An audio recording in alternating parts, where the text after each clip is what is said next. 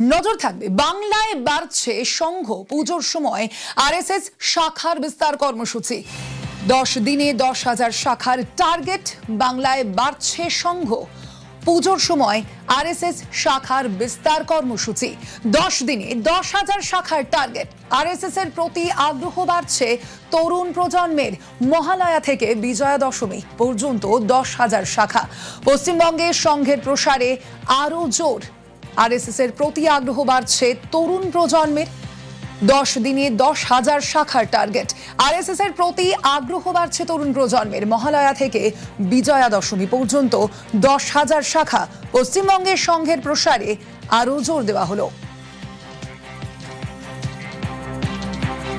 বাংলায় বাড়ছে সংঘ পুজোর সময় আরএসএস শাখার বিস্তার কর্মসূচি 10 দিনে 10,000 শাখার টার্গেট আরএসএস এর প্রতি আগ্রহ বাড়ছে তরুণ প্রজন্মের মহালয়া থেকে বিজয়া দশমী পর্যন্ত 10,000 শাখা পশ্চিমবঙ্গে সংঘের প্রসারে আরো জোর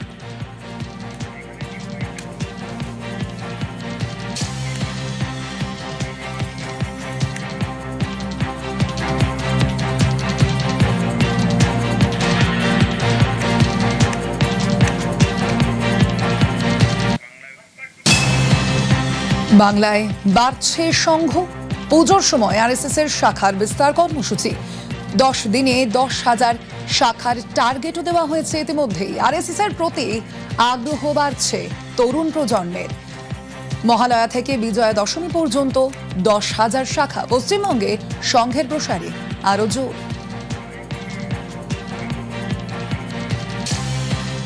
মহালয়ার পর থেকে বিজয়া দশমী পর্যন্ত সারা দেশে আর সংঘের শাখা 10,000 জায়গায় সংঘের শাখা লাগবে প্রকৃত মানুষ তৈরির কাজ রাষ্ট্রীয় স্বয়ংসেবক সংঘ করে ওই শাখাগুলোতে 10 দিনে 10,000 শাখার একটা কর্মসূচি নিয়েছে রাষ্ট্রীয় স্বয়ংসেবক সংঘ মহালয়ার থেকে ঠিক 10 দিন আগে থেকে অর্থাৎ মহালয়ার দিনে এই কর্মসূচি শেষ হয়ে যাচ্ছে তার আগের 10 দিনে এই কর্মসূচি চলবে 10,000 শাখা 10 দিনে 10,000 শাখার এক বড় কর্মসূচি রাষ্ট্রীয় স্বয়ংসেবক সংঘ নিয়েছে পশ্চিমবঙ্গ জুড়ে পশ্চিমবঙ্গে সংঘের প্রতি মানুষের আকর্ষণ বাড়ছে যুবদের আকর্ষণ বাড়ছে সেই আকর্ষণকে সম্মান জানিয়ে এবার 10 দিনে 10,000 শাখার কর্মসূচি নিয়েছে রাষ্ট্রীয় স্বয়ংসেবক সংঘ শাখা হচ্ছে রাষ্ট্রীয় স্বয়ংসেবক সংঘের একদম প্রাথমিক স্তর যেখানে শারীরিক শিক্ষা এবং তার পাশাপাশি শারীরিক কসরতের পাশাপাশি বৌদ্ধিক চর্চাও হয়ে থাকে এই রকম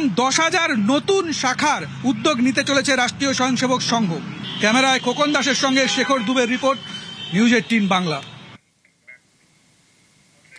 তথ্যচিত্রে বন্দে মাতরমের ইতিহাস বিতর্ক আর ঐতিহ্য সাহিত্য সম্রাট বঙ্কিমচন্দ্রের কালজয়ী রচনার যাবতীয় বৃত্তান্ত নিয়ে ডকুমেন্টারি বানিয়েছেন রাজ্য সরকারি আধিকারিক সুমিত ঘোষ কোন প্রেক্ষাপটে হয়েছিল অমর সৃষ্টি কোথায় লেখা হয়েছিল কিভাবে বন্দে মাতরম হয়ে ওঠে ভারতের স্বাধীনতা সংগ্রামের প্রাণস্পন্দন তথ্যচিত্রে উঠে এসেছে দুর্লভ তথ্য বন্দে মাতরম বন্দে মাতরম বন্দে মাতরম বন্দে মাতরম বন্দে মাতরম বন্দে মাতরম বন্দে মাতরম বন্দে মাতরম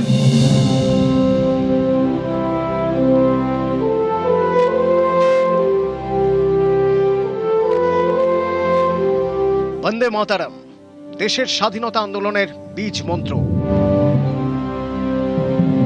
এমন এক মন্ত্র যা আজ সমুদ্র হিমাচলকে এক সূত্রে বেঁধেছিল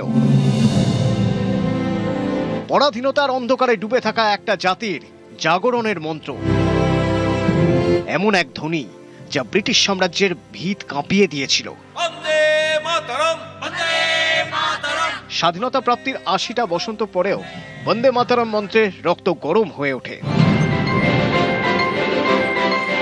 বন্দে মাতরম নাড়া দিয়েছে স্বাধীন ভারতের এক সরকারি আধিকারিককেও এতটাই তীব্র তার অভিঘাত কালোজয়ী গানের সুদীর্ঘ ইতিহাস ঘেঁটে দুর্লভ তথ্য সমৃদ্ধ একটি তথ্যচিত্র তিনি বানিয়ে ফেলেছেন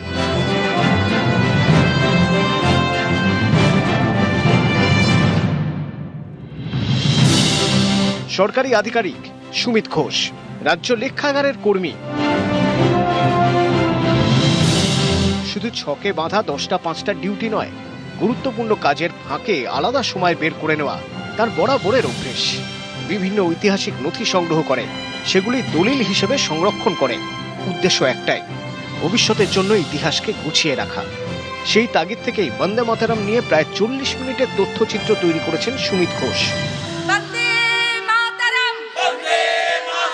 যে গানটা, যে মহামন্ত্র বন্দে মাতরম, এর তাৎপর্য কি ছিল, কিভাবেই বা এর উৎস হলো, কোথায় বঙ্কিমচন্দ্র চট্টোপাধ্যায় এই গানটি লিখলেন, এই সমস্ত তথ্য আমাদের রাজ্য লেখাগারের নথিতে, এই মহাসমুদ্রে প্রচুর তথ্য রয়েছে। তো আমার মনে হলো যে এই তথ্যগুলো সাধারণ মানুষের সামনে তুলে ধরা দরকার। সাধারণ মানুষ তারা আর্কাইভসে এসে গবেষণা করতে পারেন না, তাই এই তথ্যচিত্র করার কারণ।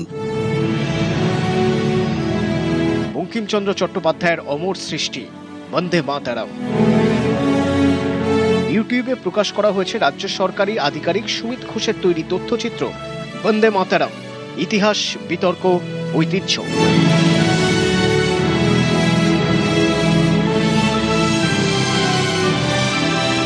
বেশ কিছুদিন যাবৎ দেখতে পাচ্ছি শিক্ষা দপ্তরের বিশেষ উদ্যোগ যে বন্দে মাতরম গানকে প্রত্যেকটি স্কুলে, প্রত্যেকটি শিক্ষা অঙ্গনে এই গানটি যাতে গাওয়া হয় সে বাধ্যতামূলক করা হচ্ছে।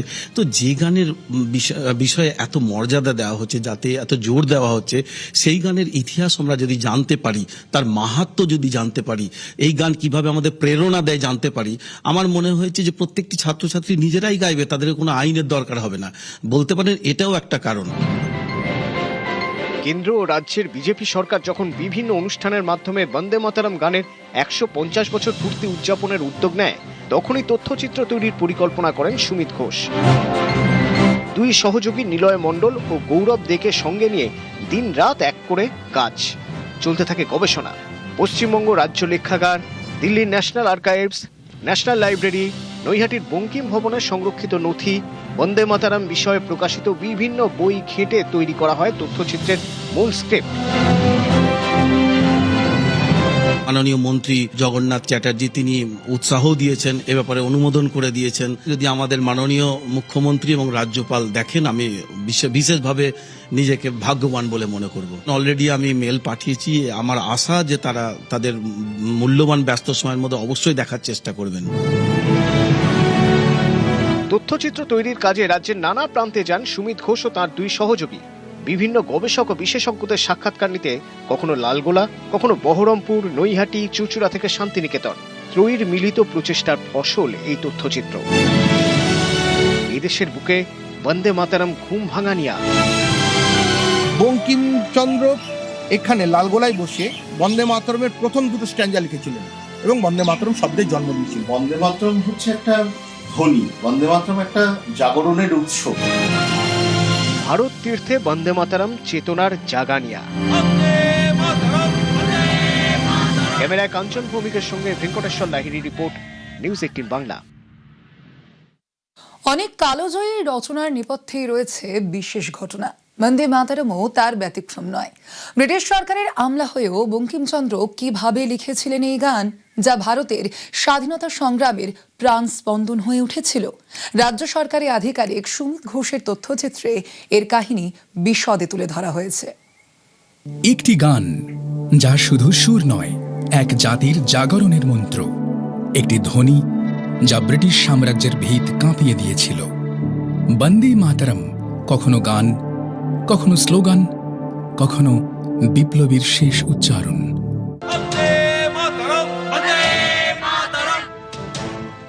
বন্দে মাতরম ছোট্ট এই শব্দের মধ্যেই যেন জেগে রয়েছে সমগ্র ভারত আত্মা। সাহিত্য সম্রাট বঙ্কিমচন্দ্র চট্টোপাধ্যায়ের লেখা এই গানের 6টি স্তবক গাওয়া নিয়ে রাজনৈতিক ও ধর্মীয় মতবিরোধ যাই থাক না কেন, এই গানের ব্যাপ্তি, এই গানের দীপ্তি নিয়ে কোনো সন্দেহ নেই। কোন প্রেক্ষাপটে হয়েছিল এই অমর সৃষ্টি, কোথায় লেখা হয়েছিল, কিভাবে বন্দে মাতরম হয়ে ওঠে ভারতের স্বাধীনতা সংগ্রামের প্রাণ স্পন্দন, আর্কাইভের দুর্লভ নথি, ইতিহাসবিদদের গবেষণা আর বহু অজানা তথ্য, এই তিনকে আশ্রয় করে বন্দে মাতরমের ইতিহাস নিয়ে তথ্যচিত্র তৈরি করেছেন রাজ্য লেখাগারের আধিকারিক সুমিত ঘোষ। 1873 সালের 15 মার্চের বিকেলবেলা মুর্শিদাবাদের তৎকালীন ডেপুটি কালেক্টর বঙ্কিমচন্দ্র চট্টোপাধ্যায় পালকি চড়ে বাসায় ফেরার সময় বহরমপুরের বারাক স্কোয়ারের ক্রিকেট খেলার প্রাঙ্গণে অজানিতভাবে ঢুকে পড়েন। সেখানে তখন ক্রিকেট খেলে অবসর সময়ের বিনোদনে ব্যস্ত সেনাবাহিনীর সংখ্যাগুরু অংশ শ্বেতাঙ্গ সেনারা। কমান্ডিং অফিসার কর্নেল ডাফেন এই কাজের জন্য প্রকাশ্যে শারীরিকভাবে হেনস্থা ও অপদস্থ করলেন বঙ্কিমচন্দ্রকে। কোর্টে গেলেন বঙ্কিমচন্দ্র। ভরা কোর্টে ক্ষমা চাইতে বাধ্য হলেন ডাফেন। কিন্তু সাহেবের এই অপমানে বঙ্কিমচন্দ্র মনে শান্তি পেলেন না। মনে করা হয় এই ঘটনার পরেই অপমানিত বঙ্কিমচন্দ্র তার ব্রিটিশ বিরোধী মনোভাব থেকে বন্দে মাতরম মহামন্ত্র লেখায় উদ্বুদ্ধ হন। নথি যা পাওয়া যাচ্ছে, প্রমাণ যা পাওয়া যাচ্ছে, তাতে লালগোলা রাজ শৃঙ্খলিত কালীবাড়ি এবং কালীবাড়ির ভেতরেই দোতলার একটি ঘরে তিনি লেখাপড়া এবং লেখালেখি করতেন থাকতেন। বঙ্কিম যখন এখানে এলেন তখন মাতৃমূর্তি দর্শন করলেন, এক অদ্ভুত মাতৃমূর্তি, যে মাতৃমূর্তি ভূভারতে আর একটিও নেই। সে মাতৃমূর্তি শিকল দিয়ে টেনে বাঁধা, তার দুই হাত করবদ্ধ, হাতে কোনো খাড়া নেই। এই শেকল বাঁধা মা কালীকে তিনি বঙ্গদেশ বা ভারত মাতার সঙ্গে তুলনা করলেন। আমরা তুলে ধরার চেষ্টা করেছি গানের উৎস কোথায়, গানটা কোথা থেকে শুরু হলো, কোন প্রেক্ষাপটে সাহিত্য সম্রাট বঙ্কিমচন্দ্র, যিনি একজন ডেপুটি ম্যাজিস্ট্রেট ছিলেন, যে মানুষটি ইংরেজদের অধীনে চাকরি করে ইংরেজদের বিরুদ্ধেই এরকম গান লিখতে পারেন, কি এমন প্রেক্ষাপট ছিল সেটাকে আমরা দেখানোর চেষ্টা করেছি। পাশাপাশি এটা দেখিয়েছি যে মহামন্ত্র বা গান তিনি পরবর্তীকালে তিনি আনন্দমঠে এটা উপন্যাসে কাজে লাগিয়েছিলেন। বন্দে মাতারামের রচনাস্থল নিয়ে অন্য জনশ্রুতিও আছে। অনেকের মতে 1876 সালে নৈহাটির কাঁঠালপাড়ায় বঙ্কিমচন্দ্রের বৈঠকখানায় বন্দে মাতারাম রচিত হয়েছিল। অনেকের আবার দাবি বহরমপুরের দিনু সান্যাল লেনের যোগমায়া ভবন এবং বেলডাঙ্গা অঞ্চলের ভান্ডারদহ বিলের তীরে বিন্ধেশ্বরী তলায় এই সঙ্গীত রচিত হয়। কেউ কেউ দাবি করেন দক্ষিণ 24 পরগনার মজিলপুরে নগেন্দ্রনাথ দত্তের বাড়িতে বঙ্কিমচন্দ্র বন্দে মাতারাম রচনা করেন।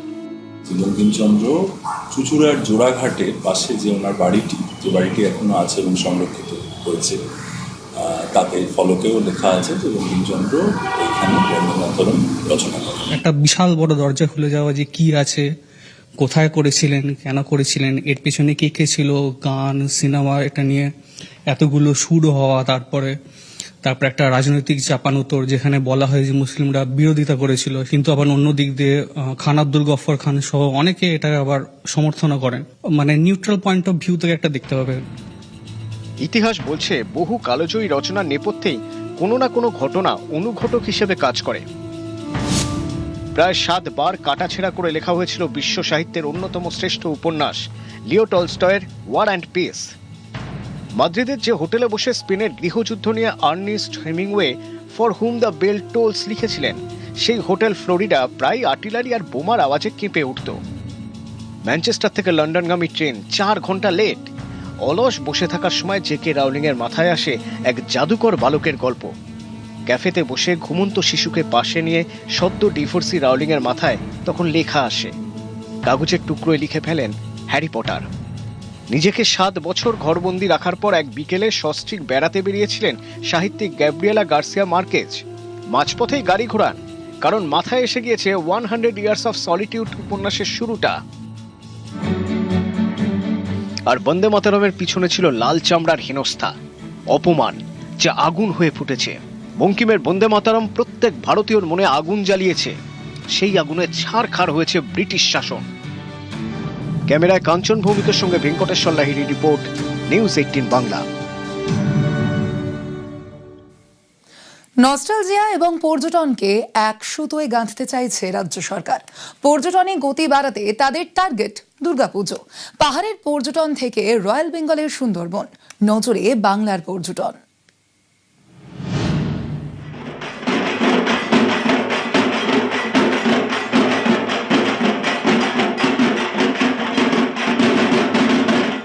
আর 2 মাসও বাকি নেই বাঙালির প্রাণের পুজো দুর্গাপুজোর। শরতের এই সময়টাও ঘুরতে যাওয়ার জন্য একেবারে সঠিক সময়।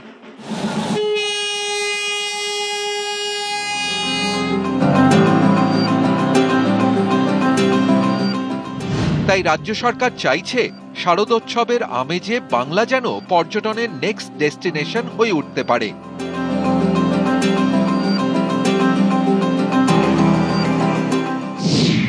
দেশ বিদেশের পর্যটক টানতে তাই একগুচ্ছ পরিকল্পনা নিয়েছে রাজ্য সরকার।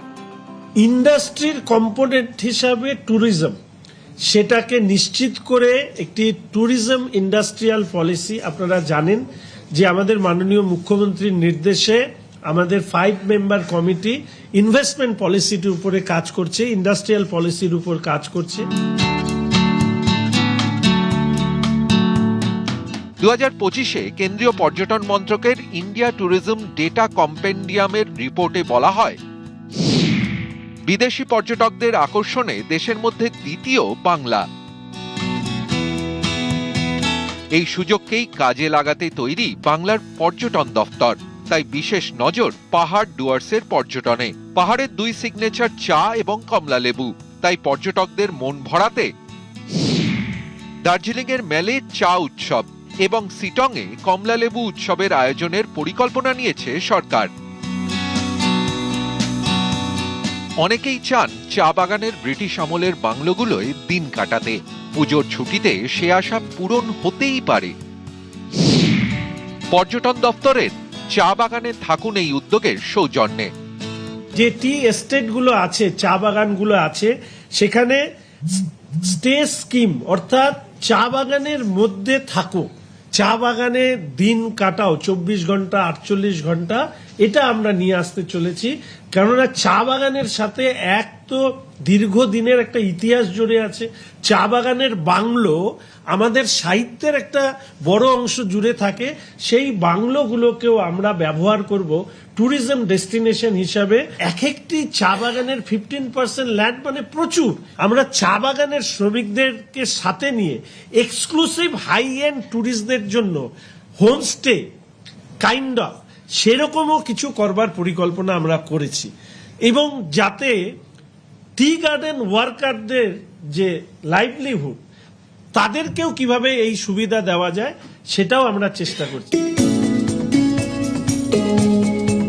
নজর হলুদ কালো ডোরা কাটার গড় সুন্দরবনেও। পুজোর আগেই রয়্যাল বেঙ্গলের ঘর সুন্দরবনকে গ্লোবাল ডেস্টিনেশন হিসেবে সাজিয়ে তুলতে চায় সরকার। সেকেন্ড যে গ্লোবাল ডেস্টিনেশন হিসাবে আমরা সুন্দরবনকে তুলে ধরবার আমরা চেষ্টা করেছি, এবং এই নিয়ে প্রপোজাল আমরা নিয়েছি। টুরিস্ট ফুটফল যেখানে বেশি হয়, এই হেল্পলাইন চালু হচ্ছে, এবং এর মাথায় একটা স্টেট হেল্পলাইন থাকবে। সপ্তদশ শতকে ফরাসিরা চন্দননগরে বাণিজ্য করতে এসেছিলেন, গড়ে উঠেছিল উপনিবেশ।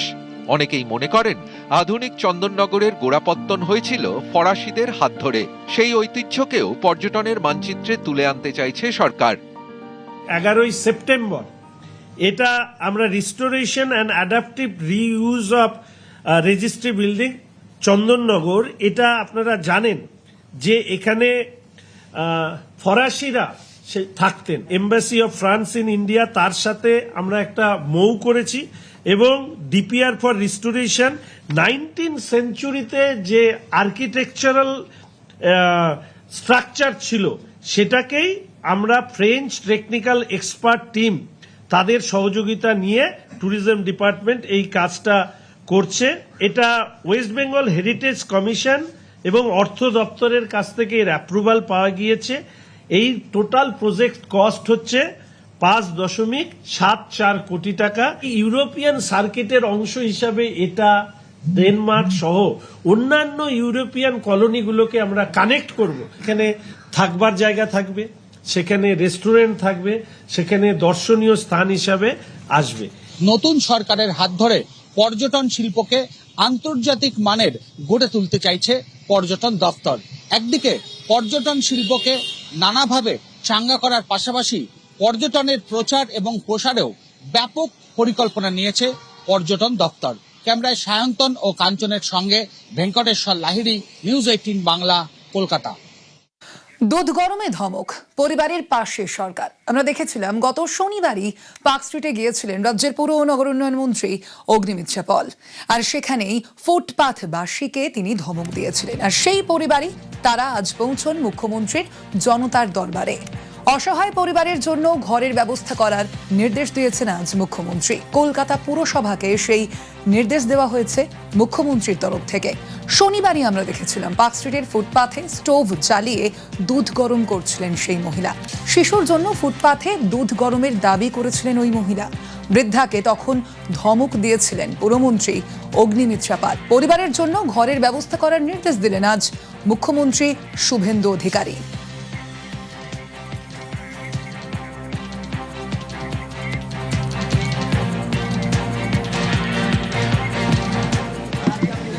সেই পরিবারই আজ মুখ্যমন্ত্রীর সঙ্গে দেখা করতে যান জনতার দরবারে, আর সেখানেই এই আশ্বাস দিয়েছেন মুখ্যমন্ত্রী শুভেন্দু অধিকারী। অসহায় পরিবারের জন্য ঘরের ব্যবস্থা করার নির্দেশ মুখ্যমন্ত্রী।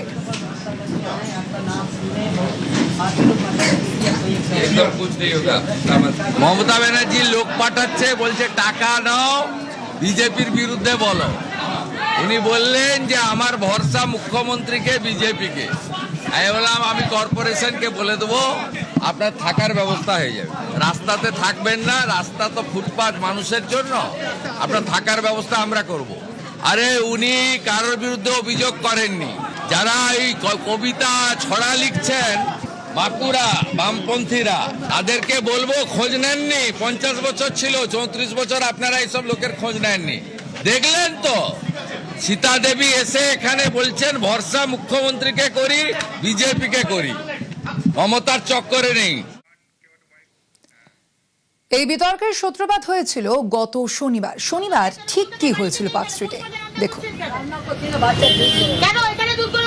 ফুটপাত দখলমুক্ত করতে অভিযানে গিয়েছিল প্রশাসন এবং গত শনিবারই পার্ক স্ট্রিটে পৌঁছন রাজ্যের পুর ও নগর উন্নয়ন মন্ত্রী অগ্নিমিত্রা পাল।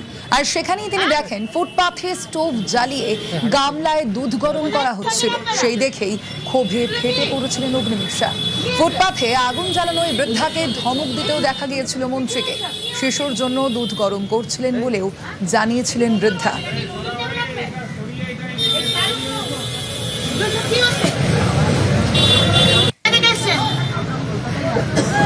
কলকাতায় বাড়িতে নেই কেন? ফুটপাতে রান্না করছেন কেন? কেন এখানে দুধ গরম করবে? ফুটপাতের মতো বাচ্চা দুধ গরম হবে? কি মজা পেয়েছে নাকি? স্টোভ জ্বালিয়ে এখানে বাচ্চা দুধ গরম হবে? পার্ক স্ট্রিটে?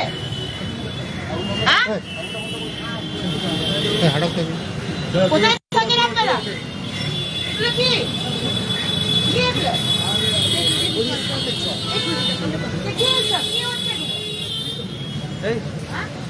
ফ্রিস্কো স্ট্রিটের মতো একটা বিজি রাস্তা, সমানে যেখানে গাড়ি যাচ্ছে, দুপুর 2টোর সময় রাস্তার পাশেই খুব উঁচু ফুটপাত নয়, রাস্তার সাথে অলমোস্ট একই লেভেলের একটা ফুটপাত, হয়তো 10 ইঞ্চি উঁচু, একটা 6 মাসের বাচ্চা হামাগুড়ি দিচ্ছে।